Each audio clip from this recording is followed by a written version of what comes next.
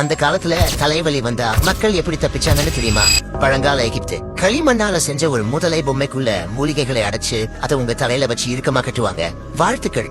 இப்போ நீங்க பாக்குறதுக்கு நடமாடுற மியூசியம் பீஸ் மாதிரி இருக்கீங்க. ஆனா உங்க தலைவலி மட்டும் இன்னும் முழு உசுரோட தான் இருக்கு. பழங்கால கிரீஸ் ஹிப்போக்ரட்டிஸ் அப்படிங்கிறவரு ஒரு விசித்திரமான ஐடியா சொல்றாரு. உங்க மண்டை ஓட்டுல ஓட்டை போட்டு அந்த பிரஷரை ரிலீஸ் பண்ணலாமா? இதுக்கு பேரு ட்ரெபனேஷன். எந்த மயக்க மருந்தும் கிடையாது, சுத்தமான கருவிகளும் கிடையாது. உங்க மண்டைக்கு கொஞ்சம் காத்து போகணும்னு நினைச்சு ஒருத்தன் கையில ட்ரில் மெஷினோட நிப்பான். நம்புங்க, சில நேரத்துல இது உண்மையிலேயே ஒர்க் அவுட் ஆகி இருக்கு. மத்திய கால ஐரோப்பா ஒரு பாதிரியார் வர்றாரு. உங்களுக்கு வந்திருக்கிறது தலைவலி இல்ல, ஏதோ கேட்டா அப்படின்னு அவர் நம்புறாரு. அதுக்கு என்ன ட்ரீட்மெண்ட்? பயங்கரமா ஜெபம் பண்றது, அப்புறம் சூடான ஒரு இரும்பை எடுத்து உங்க தலையில சுருக்குன்னு சூடு வைக்கிறது. சூடு வச்சா பேய் ஓடிடுமா? இப்போ உங்களுக்கு தலைவலியோட சேர்த்து தலையில எக்ஸ்ட்ராவா தீ காயமும் வந்திருக்கும். ஆனா உண்மையான பேய் மூளையில உட்கார்ந்து உங்களை பார்த்து சிரிச்சிட்டு இருக்கும். கிபி 1000 சீனா உடம்புல இருக்கிற எனர்ஜியை பேலன்ஸ் பண்றேன்னு சொல்லி டஜன் கணக்கான ஊசிகளை உங்க உடம்புல குத்துவாங்க. மண்டையில ஓட்டை போடுற ஐடியாவை கம்பேர் பண்ணும்போது இது எவ்வளவோ பரவாயில்லை. ஆச்சரியமா இது கொஞ்சம் தலைவலியையும் குறைக்கும். 1800 அமெரிக்கா டாக்டர்ஸ் உங்களுக்கு ரொம்ப பவர்ஃபுல்லான ட்ராக்ஸ் இல்லனா